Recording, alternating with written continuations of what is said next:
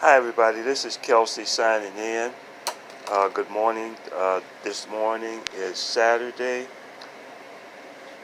April 18th.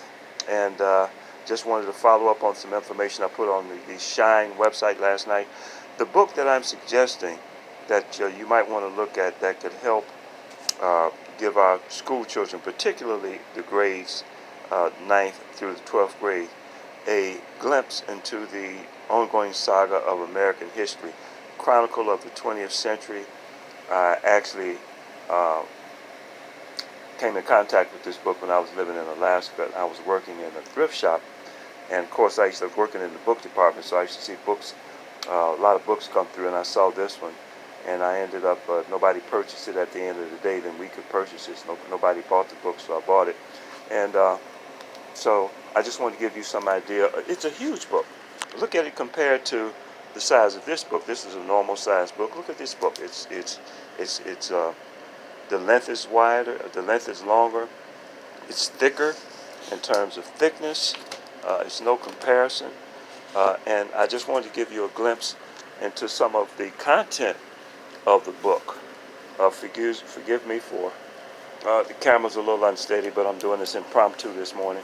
And so you can see the book goes to Chronicle of the 20th Century, and then it gives you the years that it covers. So 1900 to 1910, 1920 to 29, 1940 to 49.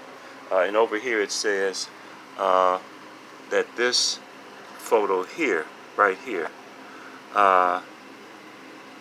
it shows London residents hiding in terrified dread in underground subway stations, which acted as air raid shelters during the German bombardment.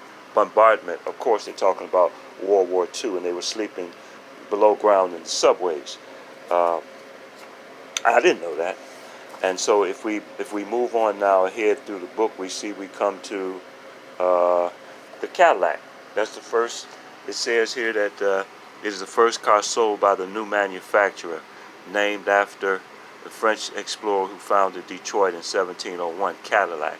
So that's the first car, it says, that was sold by that manufacturer.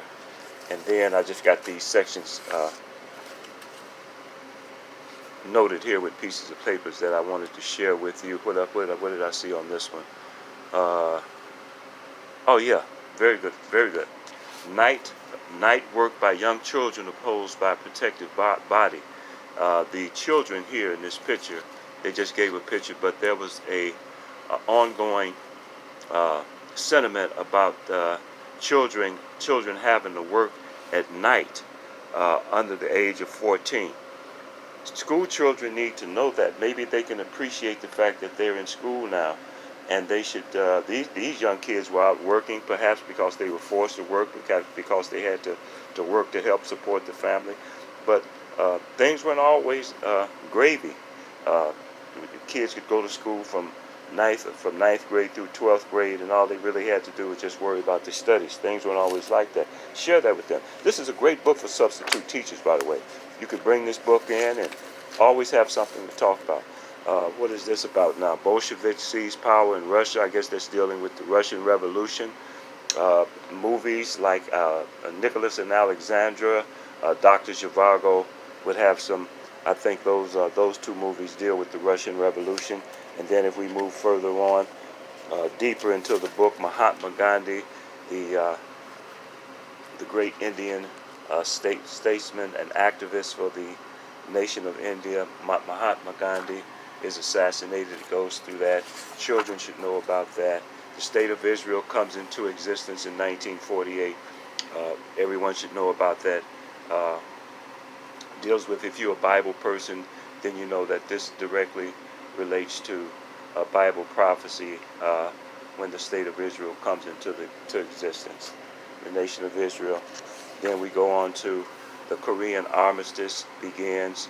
There was a Korean War ensuing, and this talks about when there was finally a day when there was peace and the shooting stopped. And so the book just continues to go on and on through history. First American, first American to orbit Earth.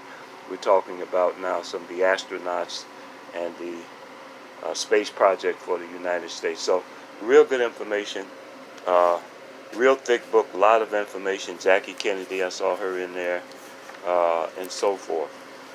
So just wanted to give you some idea about the book, and I think it would be great reading to have in schools across America, in schools across America, high schools particularly, to give our kids a greater depth into how this country continued to unfold to become the nation that it is now.